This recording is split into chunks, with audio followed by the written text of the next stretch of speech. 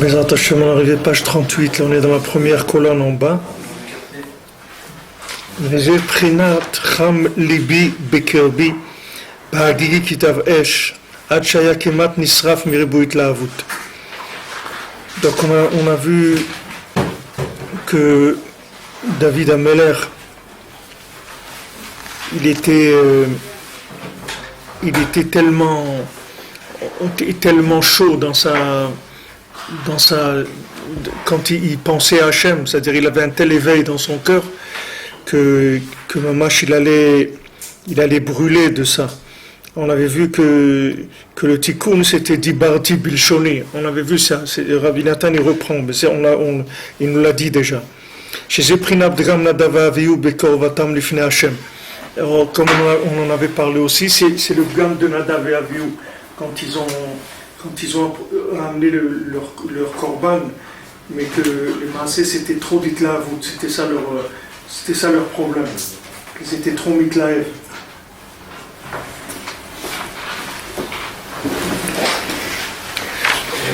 שזה בחינת גם נדב ואביהו בקרבתם לפני השם, והתיקון דיברתי בלשוני בחינת הדיבור של התפילה ושירות ותשבחות כנזכר לאל. Donc le tzimtzum principalement, c'est-à-dire la contraction de la lumière de manière à ce que la lumière ne devienne pas quelque chose de négatif, quelque chose qui va causer des dégâts, c'est d'utiliser cette lumière en parole, c'est-à-dire en prière vers Hachem et en chant et en louange pour Hachem.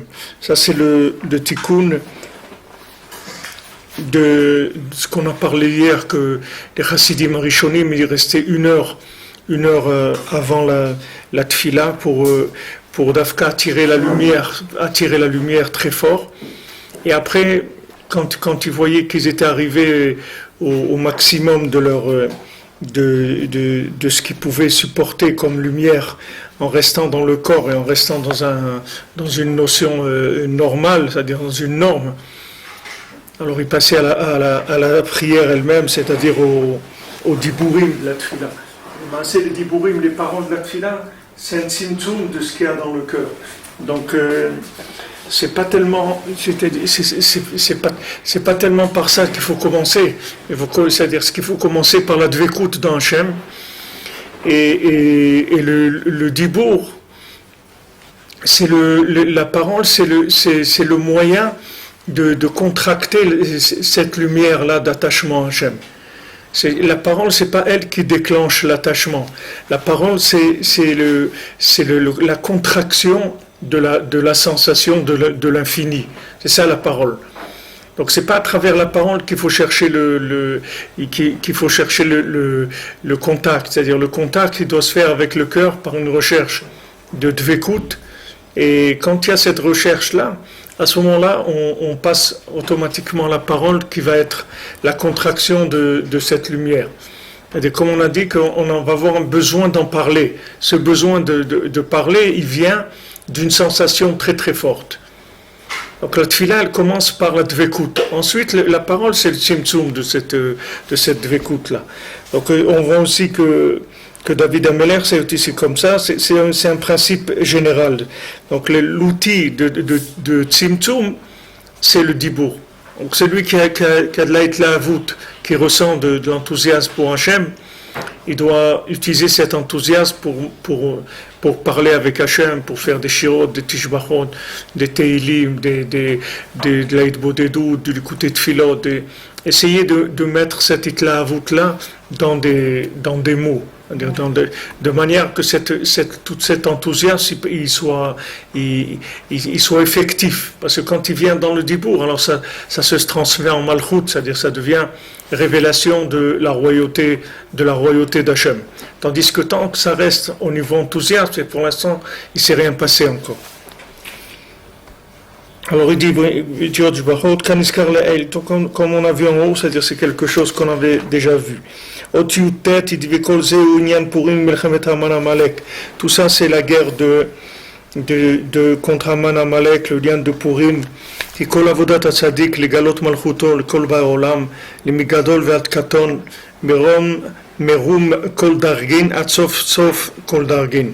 Parce que La voda du tzaddik, c'est de révéler la royauté d'Hachem à tous les êtres humains qu'il y a sur terre, du plus grand jusqu'au plus petit, jusqu'à mamash le niveau le plus bas qui est sur terre, des niveaux les plus élevés au niveau le plus bas. Ça c'est le travail du tzaddik. L'otsi afilu aneshamot ve'anitzotzot shenaflu makom shenaflu levareram ou le kabetzam ou taharam ou le zakacham, de faire sortir des âmes et des étincelles qui sont tombées dans des endroits où elles sont tombées, de les trier, c'est-à-dire de leur permettre de faire des choix entre le bien et le mal, de le réunir, c'est-à-dire de les réunir tout vers dans la foi, dans Hachem, ou le Taharam ou le Zakacham, et les purifier et les comme on disait, les akers, les raffiner, c'est-à-dire enlever tout ce qui était impur, d'enlever ce qui était impur. À l'idée Prinan Iskaleel, à l'idée Binyan la Torah à Iskarleel. Donc le Ikar, ça se fait parce qu'il a été mentionné avant, d'après le binyan de la Torah qu'on a mentionné, c'est-à-dire qu'il faut contracter la lumière de l'enthousiasme. C'est-à-dire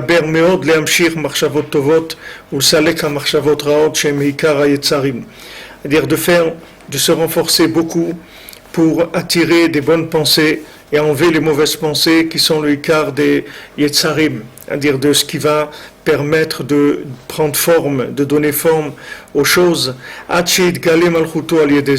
jusqu'à ce qu'il y ait une révélation de la royauté d'Hachem grâce à ce principe-là. Et même celui maintenant qui est abîmé dans cette chose-là, comme il est abîmé, celui qui est tombé dans des très mauvaises pensées, que ça fait partie des 24 choses qui empêchent la tchouva, comme ils ont dit nos chachamim, afal piken ya'ir bo beniflaotav shitgaber bechol pa'am ala machshavot raot velo yipol beda'ato be'amachshavot shovrim alav. Alors il va y avoir une lumière extraordinaire qui va venir vers lui et qui va l'aider à se renforcer et de ne pas tomber, ne pas abandonner, c'est-à-dire d'arriver à se renforcer, à lutter contre les mauvaises pensées. Même celui qui se trouve, qui s'est habitué et qui vit là-dedans, qui est complètement là-dedans, lui aussi va recevoir de l'énergie pour sortir de là.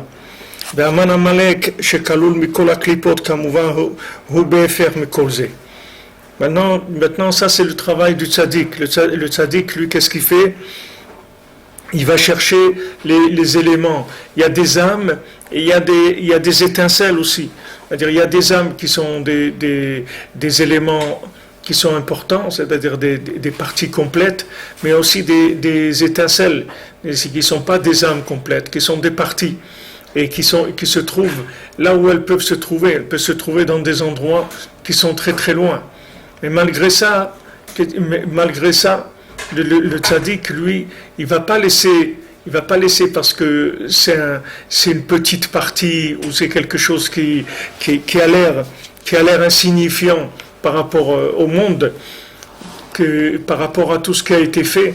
C'est pas comme ça que ça marche. C'est-à-dire que si maintenant le tzaddik il n'arrive pas à ramener les éléments les plus petits qui se trouvent dans les endroits les plus loin, alors la royauté d'Hachem, elle n'a pas été complète.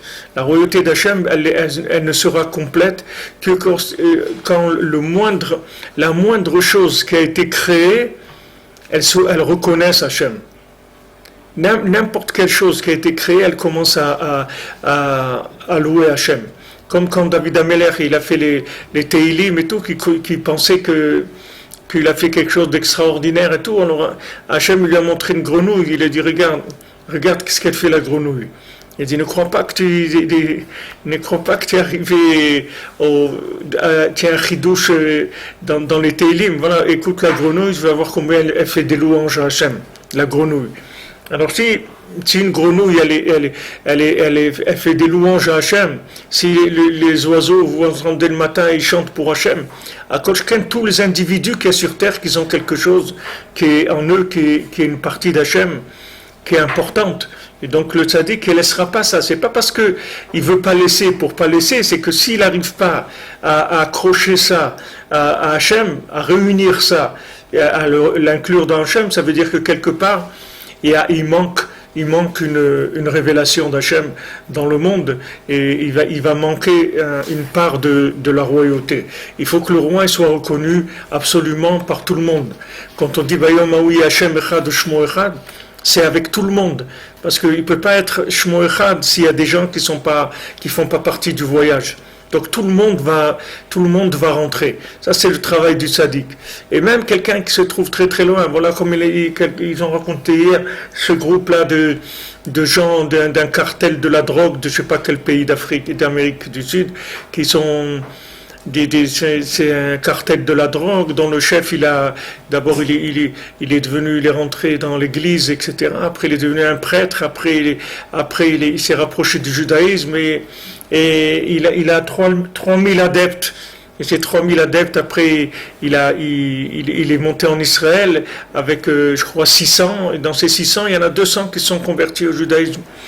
Ils ont leur synagogue, des trucs et tout. C'est tous des tueurs, des gens quand ils ont été à Yad Vashem, ils ont commencé à tous pleurer, des trucs et tout. Ils ont vu qu'ils ont tué des gens, tellement de gens, etc. C'est des gens, c'est une mafia de la drogue. Voilà, ils ont fait tout. Maintenant, quelqu'un qui voit ces gens-là, qu'est-ce qu'il va dire? Qu'est-ce qu'il y a là-bas? Où il est Hachem dans ces endroits-là? Où est Hachem dans les cartels de la drogue? Des gens, ils assassinent tous les jours des gens pour la drogue, pour l'argent, etc. Il n'y a pas partout il y a Hachem. Partout. Partout, il y a tout ce qui vit, tout ce qui bouge, même ce qui ne bouge pas, il y a Hachem. Et tant que maintenant on n'aura pas ramené tout le monde, on ne va pas fermer la boutique. Donc le tzaddik, il se bat pour ça sans arrêt. Maintenant ça c'est le travail du tzaddik. Maintenant Amalek, lui, il fait le contraire de tout ça. C'est ce qu'il va nous dire ici Rabbi Nathan. Va'aman Amalek, shekalul mikol aklipot kamuvahu, be'efer mikol ze. Donc lui c'est le contraire de tout ça. Ve'kol kavanato le'ara mitrila ve'atzof. Et lui toute son intention c'est le mal depuis le début jusqu'à la fin, comme on a vu, qui marchavot libo rak ra kolayom. On avait vu que le qui Yetzer, comment s'écrit qui Yetzer libo rak ra kolayom. Rochetevot Amalek, c'est-à-dire que quand Hachem il a fait le déluge, alors après il a dit j'amènerai plus le déluge parce que je vois que le Yetzer de l'homme les pensées qu'il a dans son cœur, elles sont rek mauvaises toute la journée, et c'est les Sophet Tevot Amalek.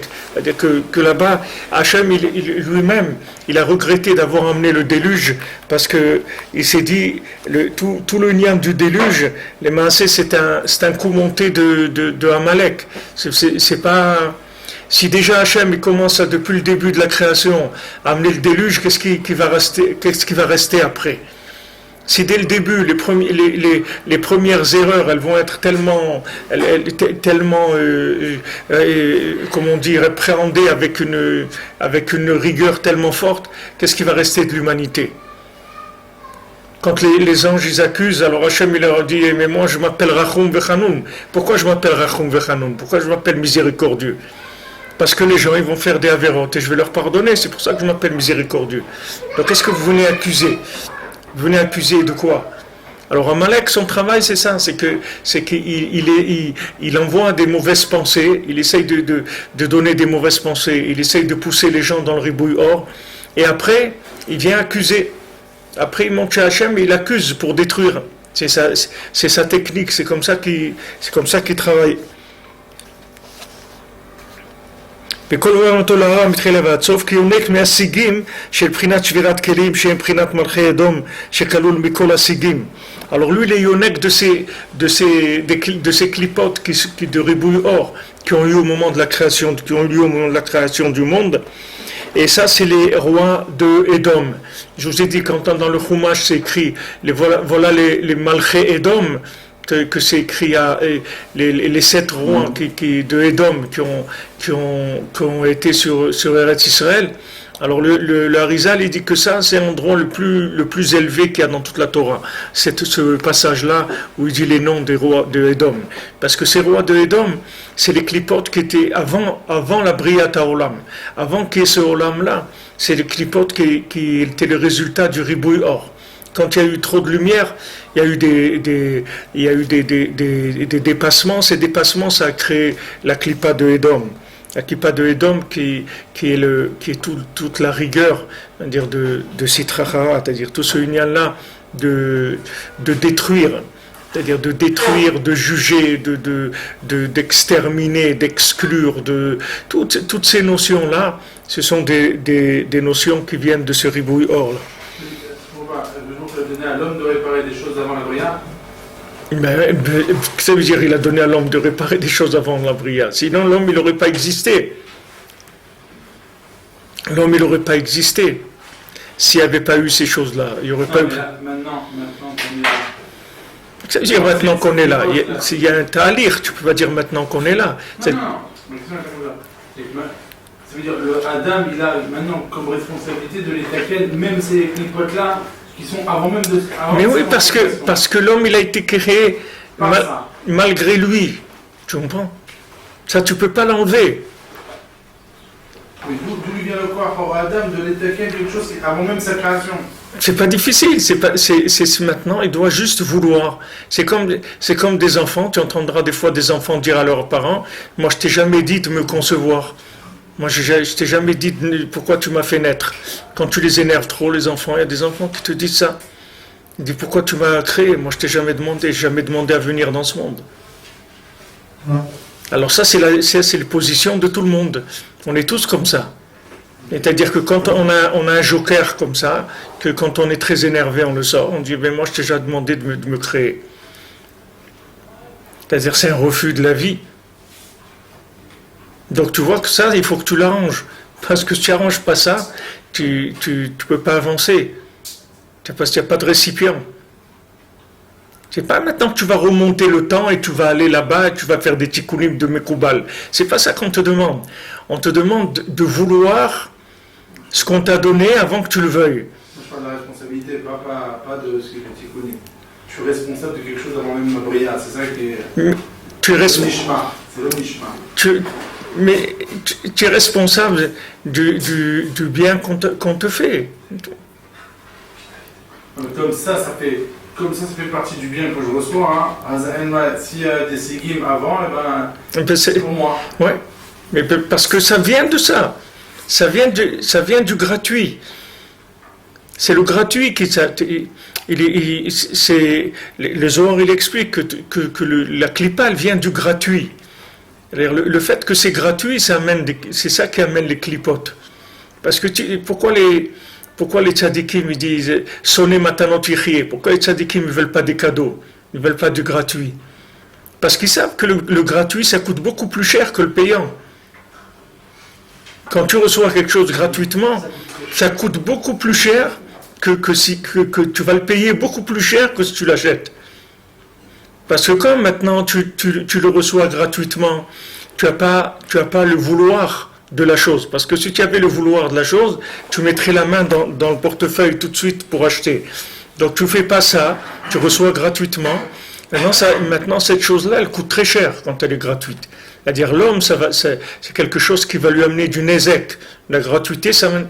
Pourquoi on dit sonner matin notichier? Celui qui déteste les cadeaux, il va vivre. C'est-à-dire que c'est ça le Etzem de la vie. C'est-à-dire que tu ne veux pas de cadeaux. Tu vois Yaakov Avinu, il dit Hachem, je ne veux pas de cadeaux, ne me fais pas de cadeaux. Il dit combien de cadeaux? Je ne veux pas. Moi, tu me donnes à manger un morceau de pain, c'est tout. Je ne veux pas de cadeaux. Parce que ça va me coûter très cher, ces cadeaux-là. Si c'était des vrais cadeaux, alors il n'y a pas de problème. Mais ça n'existe pas des vrais cadeaux. Les cadeaux, ils sont empoisonnés. Ça n'existe pas des vrais cadeaux. Tous les cadeaux, ils sont empoisonnés. Des vrais cadeaux, ça n'existe pas. Un cadeau, ça se paye. Il y a bien quelqu'un qui l'a payé, ce cadeau. Tu reçois un cadeau. Qui est-ce qui l'a payé, ce cadeau? Il y a quelqu'un qui l'a payé. Pourquoi il a payé ce cadeau? Alors tu recherches, tu vas voir qu'il y a toujours une raison derrière, et que quand tu le prends gratuitement, c'est un problème. Qu'est-ce que tu veux dire, mon cher? Excusez-moi, c'était juste une question sur deux sujets. Est-ce que les 7 rois de Édom, ça correspond aux 7 créations du monde qui est Oui, ça correspond. Chacun des rois, ça correspond à une. Ça correspond à l'explosion qu'il y a eu, au ribouille or de chaque tentative de la création. Chaque fois, ça a créé un roi de Édom. Ça a donné Malchut Édom. Mais cette question-là, que tu demandes, c'est une question qui frôle, tu vois, le Halal HaPanui. Parce que quand les enfants ils te disent ça, je peux te dire que tu es vraiment embêté, parce que tu ne sais pas quoi dire. Quand quelqu'un te dit, je t'ai jamais dit de me créer, moi, qu'est-ce que tu vas lui dire? Je lui dis, tu as mangé de la glace. Tu peux lui dire, tu es un idiot, tu ne sais pas ce que c'est la vie. Et il dit, ok, je suis un idiot, mais je ne veux pas. Alors, je lui dis, tu as mangé, tu as profité, c'était bon. Alors maintenant, ça a été pas. Une fois qu'il a goûté à la vie, elle était bonne, il était bon, le lait de la mère. Non, il te dit, reprends tout ça, je te le donne, je veux rien, laisse-moi tranquille. Je veux rien. Regarde les jeunes, regarde cette jeune fille à Paris, 19 ans, elle se jette sur le train en se filmant, elle se suicide en se filmant. Tu vois bien qu'il y a des gens qui sont au bout de la... Il y a plus, tu peux pas les acheter.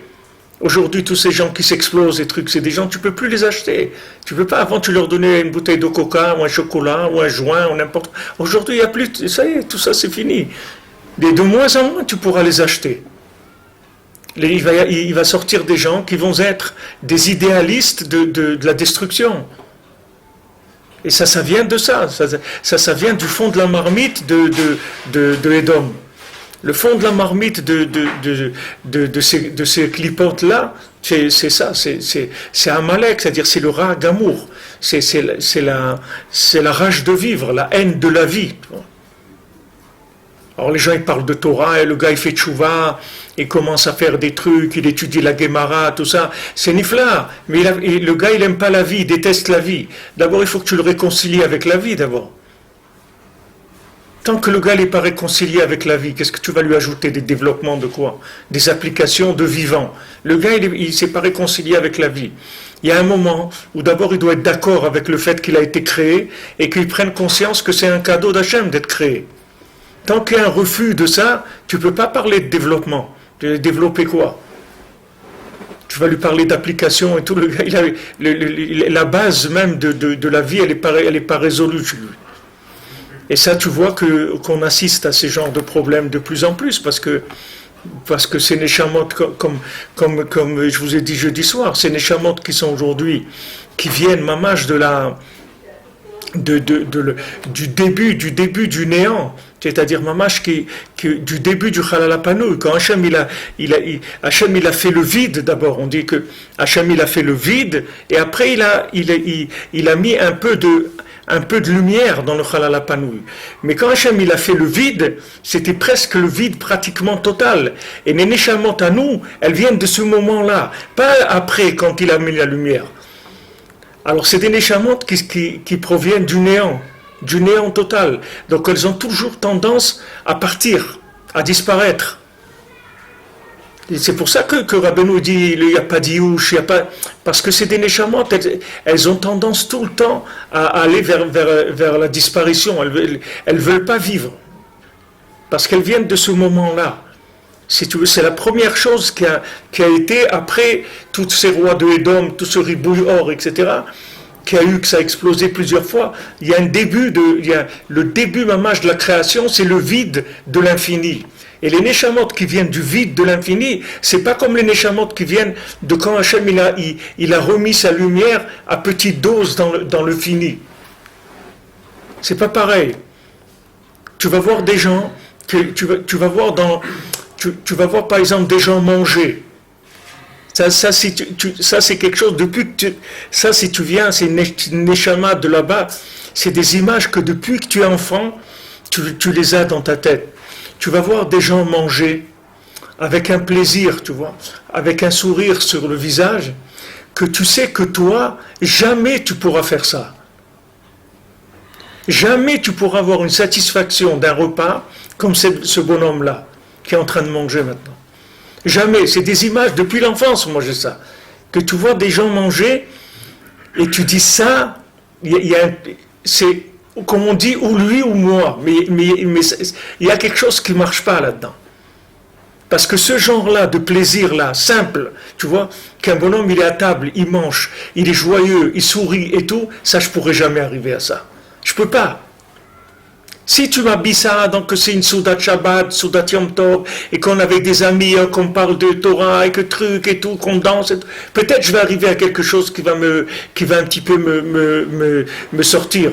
Mais comme ça, Stam, un repas, avoir une telle joie comme ça sur le visage, une telle hana'a, un tel plaisir de la vie. Alors ça, tu vois, c'est une différence fondamentale entre les individus. Tu vois, ça, c'est des individus que leur âme, elle vient du début de la présence d'Hachem dans le monde. Donc, ils ont un instinct de vie, que l'instinct de vie, il est naturel chez eux. Alors que les Neshamot qui viennent du début du Tzimtzum, ils n'ont pas d'instinct de vie. Ils sont obligés de le créer en permanence. Il n'y a pas d'instinct de vie. Si tu les lâches, ils vont pas vers Hachem, ils vont vers la destruction, ils vont vers le néant. Tu vois. Ils sont attirés par le néant, ils ne sont pas attirés par la vie. Et ça, c'est le problème qu'il y a aujourd'hui. C'est pour ça que les gens, ils ont des méthodes. Quand tu appliques une méthode de vouloir je me souviens quand les gens les jeunes ils commencent à avoir des dépressions, tout ça. Alors les gens ils disent bon, mais emmène-le se promener, emmène-le en vacances. Achète-lui des chaussures, achète-lui un nouveau costume, et trucs, ça va aller. Mais ça ne va pas aller du tout. Parce que ça, c'est des combines pour des gens qui sont vivants. Mais ce n'est pas des gens qui viennent du néant, ça ne sert à rien de lui acheter un costume. Tu vas le trouver dans la poubelle le lendemain, le costume. Ça ne sert à rien. Tu ne peux pas l'acheter. Tout ce qui représente des manifestations de la vie, ce n'est pas ça qui va marcher avec lui. Lui, il sera vivant, il restera vivant que s'il sent que tu l'aimes, c'est tout. Et s'il ne sent pas un amour mamache effectif, il ne peut pas rester. Il ne peut pas tenir. Il n'y a rien qui va le faire tenir. Pourquoi ces gens ils viennent chez Rabbeinu, tu vois, tu vois les gens chez Rabbeinu là-bas, tu vois des jeunes qui sont là-bas, c'est des scènes, tu vois des jeunes, ils dorment, ils se couchent par terre et ils dorment collés, tu vois, sur le tzioun comme ça. Ils dorment, ils passent la nuit comme ça, des fois il fait froid, ils se couvrent avec leur manteau, ils sont collés comme ça et ils dorment contre le tzioun. Parce que c'est la seule chose, c'est le seul individu qui leur donne envie de vivre, c'est tout. Parce qu'ils savent qu'ils les aiment, Béhémet. Ils savent qu'ils les aiment, Béhémet. Que Mamash, il est là à travailler chaque jour pour essayer de les faire sortir de là où ils sont emprisonnés, des clipotes où ils sont emprisonnés, etc. Il n'y a personne d'autre. Tu vas lui dire, viens, je vais t'acheter un chocolat ou une bière ou un truc et tout, c'est pas ça qui l'intéresse. Ça ne l'intéresse pas. Il est là collé sur le kéver, il ne bouge pas de là-bas. Parce qu'il sent que c'est là son oxygène. Parce qu'il a trouvé quelqu'un qui l'aimait vraiment de façon désintéressée complètement. Et qui veut son bien, Béhémet, qui n'attend rien de lui que de le voir heureux, c'est tout. Il n'attend rien d'autre. Donc ça, si tu veux, c'est le problème qu'il y a aujourd'hui. C'est pas comme maintenant on te demande de réparer ce qu'il y avait avant. On ne demande pas choude. On t'a fait une avance. On t'a donné un crédit sur la vie. Parce que la vie, c'est quelque chose d'extraordinaire. Mais maintenant, la plupart des gens, c'est des idiots qu'ils n'arrivent pas à apprécier la vie. Alors, mais il faut leur faire comprendre ça. Que maintenant, le fait que maintenant, j'aime pas la vie, c'est parce que je suis un idiot, parce que j'ai pas compris quelle grandeur c'est d'être dans ce monde-là. Quel mérite c'est de pouvoir être ici, de pouvoir faire la moindre mitzvah, la moindre chose qu'on peut faire dans ce monde. Comment c'est extraordinaire. C'est pour ça qu'il a parlé des pirourim, il nous a parlé des miettes, que Purim c'est la chante pirourim. C'est-à-dire que tant que maintenant tu n'as pas donné des valeurs aux miettes, alors ça veut dire que tu n'as pas encore quand il a ramené le Zohar à Rabbi Nathan qui dit que celui qui jette les miettes de pain. Alors la pauvreté, elle est aniuta radif abatre, la pauvreté elle lui court derrière. Et le Zohar, il dit, à Kol Sheken, à plus forte raison, celui qui jette les miettes du moar, Pérourine de Mocha, c'est-à-dire dans le Bgamabrit, celui qui a des écoulements en vin, à plus forte raison. Qu'est-ce que c'est cette étude-là? Pourquoi maintenant de jeter les miettes de pain, ça amène la pauvreté? Le gars, il est poursuivi par la pauvreté. Et à plus forte raison, celui qui jette la semence. Mais quel rapport? Alors Rabbi Nathan te dit que maintenant l'alliance c'est la vie. Avec quoi tu fais naître un bébé? Avec le brit, avec l'alliance, c'est ça qui fait la naissance. Donc maintenant celui qui a des problèmes avec l'alliance, automatiquement il est déconnecté de la vie. Alors, celui qui est déconnecté de la vie, son tikkun, c'est qu'il fasse attention aux miettes, c'est-à-dire qu'il commence à donner de l'importance aux petites choses, aux toutes petites choses qu'il fait, leur donner une importance. Sinon, il a la pauvreté qui lui court derrière. La pauvreté, c'est la pauvreté matérielle, c'est-à-dire qu'on dit que ça amène de la pauvreté, mais ça amène de la pauvreté mentale, surtout que tu n'arrives pas à te rendre compte de la richesse que tu as. Il y a des gens qui viennent, te disent, ils me demandent, frère, vous n'avez pas une etza pour être Bessimcha, et voilà, je suis triste. Maintenant, le gars, il a une super parnassa, il vit en Eretz Israël, il a 5 ou 6 enfants qui étudient la Torah, il est en bonne santé, lui, sa femme, ses enfants, et il a besoin d'une etza pour être Bessimcha. Ça veut dire que le gars, il est déficient mentalement, il est pauvre mentalement. Parce que ce n'est pas des miettes qu'il a, c'est des baguettes. Je sais pas, à Marseille, ils avaient des pains, je sais pas, ils appelaient ça des bâtards, je crois. Vous connaissez ça? Non, c'est pas des pains de campagne, c'est des flûtes énormes. Entre le pain et la baguette. C'est des trucs. Plus court. C'est plus court. Ouais. Mais c'est des trucs, je me rappelle, quand j'allais à Marseille chez mon oncle, là, je voyais ces pains-là, c'était impressionnant. C'était large comme ça, c'était énorme, des pains énormes. Là, le gars, il a des pains énormes. Il n'arrive pas à tirer du plaisir de ça. Ça vient du Bgamabrit, c'est-à-dire que le Ben Adam, il n'a pas l'alliance. Donc, il n'arrive pas à tirer la vitalité alors c'est un super vivant, c'est pas un bon vivant, c'est un super bon vivant. C'est-à-dire, le gars, il a décroché le loto si tu regardes combien de gens sur terre, ils vivent en Israël, ils ont une famille, ils ont une parnassa, ils ont des enfants dans la Torah, etc., ils sont en bonne santé. Combien sur terre il y a des gens comme ça? Alors le gars, il est super, super riche, il a un passage sur terre qui est énorme, et il n'arrive pas à tirer, mais c'est pas de sa faute. C'est parce que il tire pas de vitalité de la vie elle-même. Il sait pas ce que c'est la vie. Et même s'il reçoit, il n'arrive pas. C'est un handicap terrible, c'est mamash un handicap, et il faut prier pour ça, parce que il faut dire à Hachem, il faut reconnaître qu'on est des idiots, au moins ça, au moins dire, regarde Hachem, je te demande pardon, tu me donnes tellement de choses, et je devrais sauter toute la journée de juin, j'arrive pas, parce que tu sais toi-même, tu sais d'où je viens, et tu sais comment mon âme, elle est malade, elle est fatiguée de là où elle vient. Alors maintenant, quand tu ressens de l'amour, alors à ce moment-là, cet amour-là, ça commence à te remettre dans la vie. Te remet dans la vie. On dit aussi que de faire attention, quand un couple il va concevoir un bébé, de faire attention qu'il ne soit pas en dispute. Parce que quand, Chas v'Shalom, un couple il se dispute et conçoit un bébé dans cette atmosphère-là, alors ça crée des enfants qui vont aller vers le shmad, c'est-à-dire qui sont attirés par la destruction, par la vodazara. Pourquoi? Parce que s'il n'y a pas eu de l'amour s'il n'y avait pas d'amour entre les parents quand ils ont conçu cet enfant, ça fait que l'enfant il n'est pas attaché à la vie. Ça lui donne cet instinct, parce que son âme, elle vient d'endroits qui sont du néant, c'est-à-dire des endroits du néant, mamash, et après ça lui donne un handicap qu'il n'a pas de... Même s'il fait des choses extraordinaires, des gros business, des trucs et tout, il n'arrive pas à tirer vraiment un plaisir des choses. Alors que tu vas voir des gens qui ont des plaisirs simples, très simples. Tu vas être étonné de voir le plaisir que quelqu'un il a à boire un café ou à manger une pomme ou un truc comme ça. Et toi, tu vois ça et ça te tape dans la tête. Moi, je sais que depuis que j'étais petit, j'ai ça dans ma tête. Je sais que ça, j'arriverai jamais.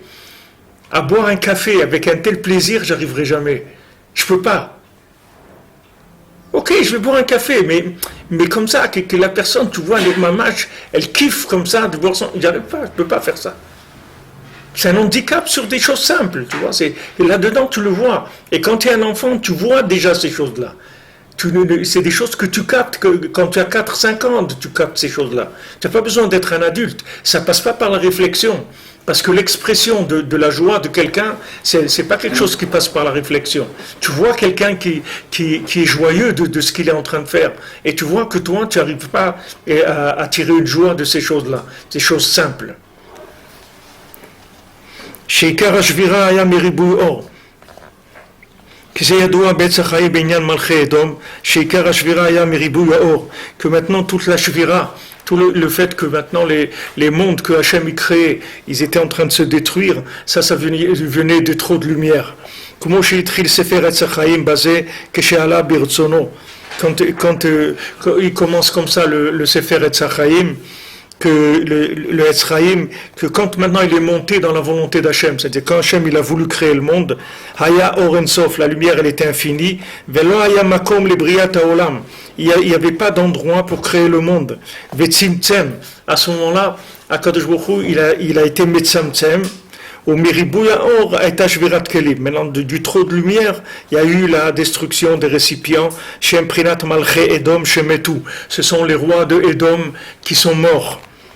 Vechol Avodatenu Letaken Zot. Tu vois, regarde, c'est pareil qu'il te dit qu'il faut que tu arranges. Il te dit que tout notre travail, c'est que ça. C'est-à-dire que tous les problèmes qu'on a, tous les liés de Sahara et tous les problèmes et les souris et les manques de ça et ça, c'est que ça le problème. Le problème, c'est celui-là. Il n'y en a pas d'autre. Il n'y a pas d'autre problème. C'est dans la conception elle-même que nous, c'est dans notre conception qu'il y a un problème, et nous, on doit revenir avant notre conception pour être heureux. Ouais. C'est pas qu'on doit venir avant notre conception, c'est qu'on doit réparer le manque de vouloir qu'il y a eu à être créé. C'est ça qu'on voit. C'est pour ça que le Ikar, c'est le Ratson. C'est-à-dire, tu dois vouloir ta vie. Tant que tu n'es pas prêt à vouloir ta vie, 100%, tu ne peux pas réparer ce ribouille or-là. La seule façon de réparer ce ribouille or, c'est de vouloir être vivant, de vouloir être ce que tu es. Même vivre comme à Auschwitz, c'est mieux que de... C'est ça qui est... Au niveau le plus bas de la vie, quoi. Oui, bien sûr.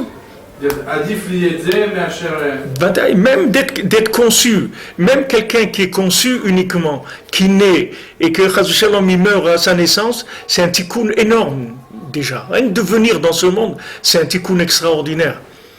Rien que de naître ici, c'est quelque chose de nifla. Mais tu vois toute cette atmosphère, le rap, tu vois les rappeurs, tout ça, ces trucs de révolte et tout. Avant, si tu écoutes de la musique d'il y a 50 ans, tu vois, et elle est belle, la montagne, la campagne, les petits oiseaux qui chantent et tout, c'est que tu vas entendre ça. Tu vas entendre ça aujourd'hui, quelqu'un qui chante comme ça. Les petits oiseaux qui chantent, tu vas entendre l'ultra de Miami, tu vas voir qu'est-ce que c'est les petits oiseaux qui chantent. C'est des coups c'est que des coups de tac, des coups terribles. C'est que des nerfs, et des nerfs, et des nerfs, et des nerfs, et des nerfs, de la révolte, des nerfs, de la révolte des nerfs, parce que ça, c'est ces néchamotes-là. C'est ce style-là qui vient.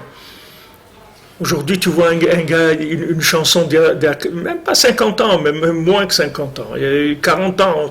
Tu vas voir un chanteur comme ça, tu vas te plier de rire. C'est comme si tu voyais un sketch. Tu comprends pas, Birlal, comment des gens, ils avaient le temps et ils avaient une simplicité pour concevoir des chansons comme ça. Qui parle de son père, ou il parle de sa grand-mère, ou il parle des petits trucs. Qu'est-ce qu'il parle de ça aujourd'hui? Birlal, est-ce qu'il y a des paroles dans les chansons aujourd'hui qui veulent dire quelque chose? Il n'y a même pas de paroles dans les chansons.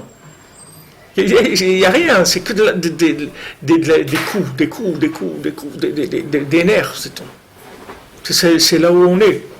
Et il te dit, regarde, Vechol avodatenu letaken zot, veze ikar niflaot ma'alato shel habal bechira. Et c'est ça la merveille de la grandeur de quelqu'un qui a le libre arbitre.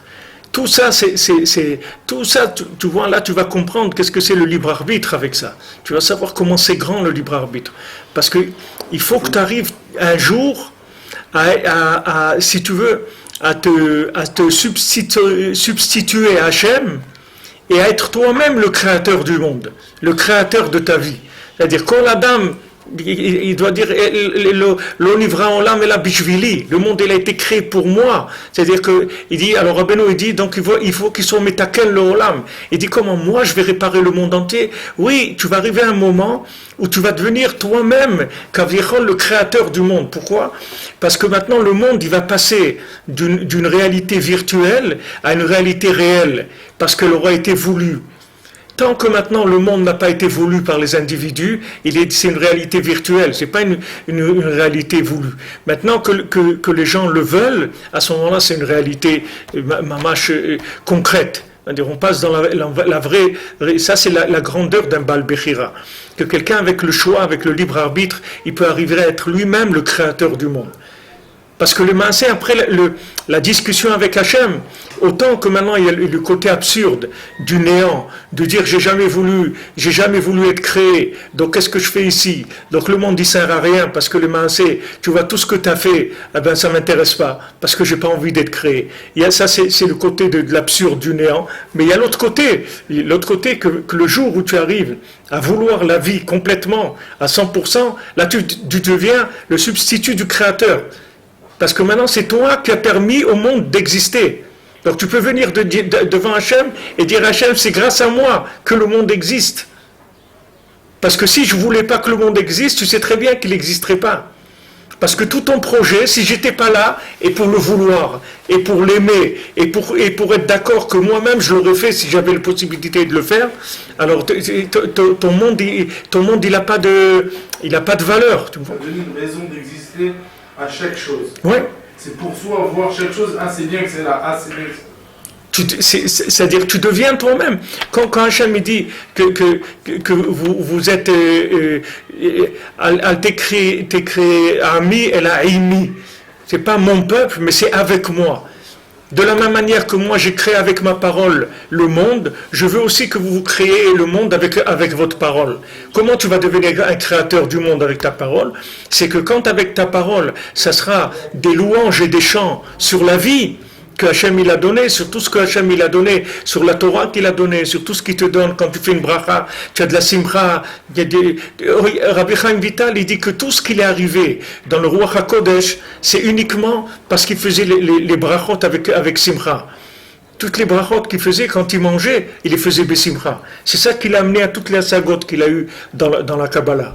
Parce que quand quelqu'un, il arrive à ce que dans sa parole, il exprime la joie de vivre, la joie, le remerciement à Hachem sur ce qu'il a dans ce monde, tout ce que Hachem lui a donné, c'est lui qui devient maintenant entre guillemets le créateur officiel.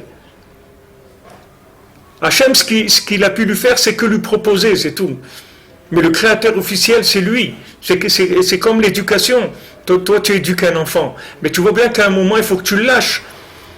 Et à ce moment-là, sa vie, ça va être lui qui va la faire. C'est pas toi. Toi, tu l'as aidé à lui montrer les grandes lignes pour se construire. Mais les mains, c'est quand lui va décider de quoi faire de sa vie, c'est lui qui va décider. Après sa vie, elle devient complètement à lui. Tu peux plus venir te dire, mais oui, moi, c'est moi qui t'ai donné. Qu'est-ce que tu m'as donné? J'aurais pu jeter tout ce que tu m'as donné, je l'aurais jeté à la poubelle. Qu'est-ce que tu m'as donné? Tu ne peux pas venir en tant que parent et dire à ton fils ou à tes enfants, ouais, moi je vous ai donné, etc. Qu'est-ce que tu leur as donné? Je dis, ouais, mais regarde, je les ai nourris, je leur ai donné, je leur ai payé des études, je les ai mariés. Ok, mais tout ça, il y a des gens, ils ont eu tout ça, ils l'ont jeté à la poubelle. Donc qu'est-ce que tu as donné? Si lui, avec ça, tu n'as pas déclenché chez lui le libre arbitre qui a choisi après de lui-même, il a pris le relais. Il a choisi de lui-même ce qui était un projet chez toi. Toi, c'était un projet de vie. Lui, c'est pas un projet de vie, c'est sa vie, lui, mamage. Il l'a choisi de par son libre arbitre à lui. T'as rien fait du tout. C'est vrai, tu as investi, mais t'as rien fait. T'as rien fait, les massés. Il dit, ouais, mais quand même, c'est moi. Mais tu sais combien de gens, ils ont investi de l'argent, ils ont perdu tout leur argent. Il y en a des milliers de gens comme ça. Donc, c'est pas parce que tu as investi que ça marche. L'investissement, c'est Bezrat Hashem, qu'avec l'investissement, tu supposes que ça va marcher. Donc, c'est pour ça que le Icar, si tu veux, que tes enfants, ils aient des choix positifs, le Icar de tout, c'est que tu les aimes. Le Icar de tout, le principal de toute l'éducation, c'est que tu les aimes d'abord. Et que tu leur montres que tu les aimes. Parce que cet amour-là que tu vas leur donner, c'est ça qui va leur donner l'amour de la vie. Et l'amour de la vie, c'est la plus grande réussite qui est. Quelqu'un qui aime la vie, il va réussir n'importe où il va. N'importe où tu le mets, il va réussir. Et même s'il ne réussit pas, il réussit quand même. Parce que du moment où l'individu est incassable, c'est le principal. Du moment où la personne, elle réagit, comment il y a eu la Shoah, comment les gens, ils n'ont pas réagi. Tous les gens, ils se demandent, comment c'est possible que des gens comme ça, ils n'aient pas réagi, parce que les gens, ils étaient arrivés à un niveau d'extinction de l'argacha de la vie. Les gens, ils avaient plus ils étaient plus battants sur la vie. C'est pour ça que Amalek, il a pu faire tellement de dégâts. Amalek, il attrape il attrape tous les faibles, tous les traînards. Qu'est-ce que c'est les faibles et les traînards? C'est des gens qui sont faibles dans l'instinct de vie, c'est ça les faibles. C'est pas des gens faibles physiquement, c'est des gens qui sont faibles dans leur instinct de vie. Alors Amalek, il les attrape, il les tire tout le temps. Il les tire vers des choses qui sont de la yélala, de la complainte, de la tristesse, il les tire vers toutes les chokhmotes du néant. Tout ce qui vient du néant, il les tire vers ça. Amalek, c'est comme ça qu'il travaille. Et nous, c'est ça notre travail. C'est pour ça que, tu vois, Rabbi Nathan, chaque fois il dit à son fils dans les lettres, quand il dit à son fils, est-ce qu'il fixe du temps pour étudier la Torah, fait des doutes, etc. Mais toujours il conclut, mais au-dessus de tout, sois Bessimcha. Au-dessus de tout ça, sois Bessimcha. C'est-à-dire que tout ça, quand je te dis tout ça, je suppose que tu es Bessimcha. Mais sache que si tu n'es pas Bessimcha, tout ça, je t'ai rien dit. Ça ne te concerne pas. Commence à être Bessimcha d'abord. Après, on parle du menu. Mais d'abord, sois Bessimcha. Parce que le menu, c'est un menu pour les vivants. Ce n'est pas un menu pour des gens qui ont envie de mourir. Tu comprends? C'est un menu pour vivants. Donc, quand je t'ai parlé de menu, voilà, tu vas étudier, tu vas faire ça, etc., je suppose que tu es Bessimcha. C'est pour ça que tout le temps, il le ramène à ça. Et tout le temps, même Rav Banam Nachman, partout, où tu vois des tfilotes, des études qui sont très très fortes sur le lien de Amalek, justement, où il dit que maman, chaque fois que tu fais une avéra, tu t'attaches à Amalek, et tu t'attaches à la tristesse et à des choses très basses et très destructrices comme ça. Et il te dit, fais attention que même quand tu rentres dans cette prière-là, que tu pries sur toutes les bêtises que tu as faites, etc., fais attention qu'après ça, tu sois Bessimcha. Il faut faire attention que si maintenant tu es venu te demander pardon à Hachem, essayer d'avancer, et tu n'es pas Bessimcha, tu n'as rien fait. Tu n'as rien fait du tout. Parce que la base sur laquelle tu essayes d'avancer, elle n'existe pas. Tu n'as pas de base de rien. C'est tout virtuel, ça n'existe pas. Tant que tu n'es pas Bessimcha, ça veut dire que tu ne fais pas partie de la création, Bichlal. Tu comprends? Voilà, exactement. Hachem, il te dit, voilà, moi j'ai donné la Torah aux gens qui ont choisi la vie. C'est à ces gens-là que j'ai donné la Torah. Les gens qui ont choisi la vie. Mais quelqu'un maintenant que de lui-même il ne choisit pas la vie, qu'est-ce que tu veux que je fasse avec lui? Qu'est-ce que je veux lui dire? Il faut faire ça, il faut faire ça, il faut faire ça. Ça ne sert à rien.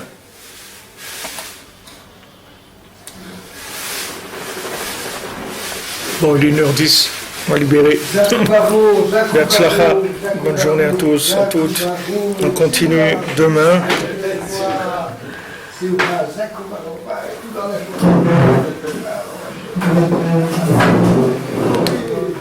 Bezat Hashem, on continuera demain.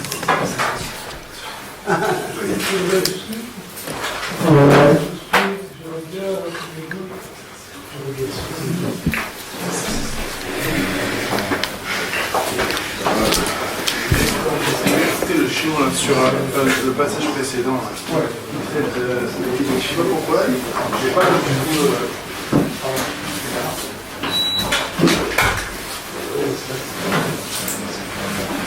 Sur le tabac de main. Ouais. Vous vous expliquez là-bas le type nécessairement, soit il est en dehors, soit le niveau le plus haut auquel il peut se rapprocher, c'est forcément l'argent. Mais pourquoi? Parce que c'est la chose la plus grande à laquelle il peut aspirer à ce moment-là. C'est la seule chose qui peut lui donner un multi-pouvoir. C'est un multi-pouvoir. C'est ça le.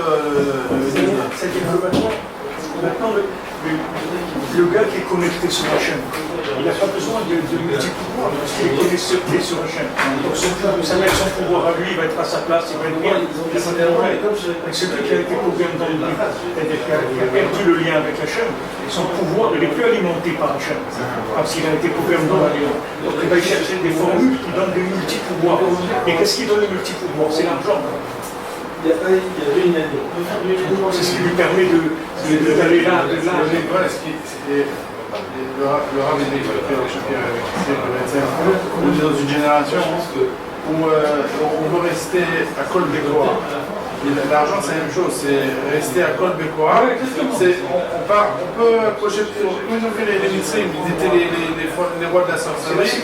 Il dit Nahar. Lui, il ne veut jamais donner une forme à la chose. Il ne veut pas devenir adulte. Il veut rester un jour, il passe là, un jour, il passe là, un jour, il passe là. Il de faire ce que je veux. Et c'est pour ça qu'il ne veut pas s'engager. Parce qu'il veut rester, que peut-être il va faire ça, peut-être il va faire ça. Non, si on rentre là-dedans, c'est pour 5 ans, il ne veut pas. Il y a des personnes qui sont arrivées à 70 ans et ils sont venus en arrière après. Et les gens ne sont pas commencés, 70 ans. Ils sont restés toujours avant parce qu'ils avaient peur de sauter. Ils avaient peur de sauter, qu'ils vont tomber sur un truc, que c'est pas eux. Et tu ne peux plus revenir là-bas. C'est l'angoisse terrible. C'est ça l'angoisse du tabac. Pourquoi le tabac, au moment, ça vient de chrysalide, que la personne a la peur de manquer. C'est de ça qu'elle a peur de manquer. C'est pas la peur de manger. Elle a peur de manquer, de se manquer dans sa vie. Il va s'investir quelque part. Et c'est pas là. Il va voir que c'est pas ça. Donc il se fait du mal avec la chaîne. Et c'est que là où il est, Hachem il dit mais comment chez l'Orlam, il n'y a pas de problème. Celui que maintenant qui n'est pas connecté avec Hachem, c'est une connexion énorme. Du moins potentiel. Des potentiels de se payer ce qu'il est. D'aller là, de faire des études d'erreur, de ne pas avoir payé de passer à la caisse et de en payer. Puis s'il a payé, alors il a encore. Et ça, c'est une explication extraordinaire. Et sur l'argent, c'est quelque chose de niflam et autre. Que Rabbi Nathan lui dit là.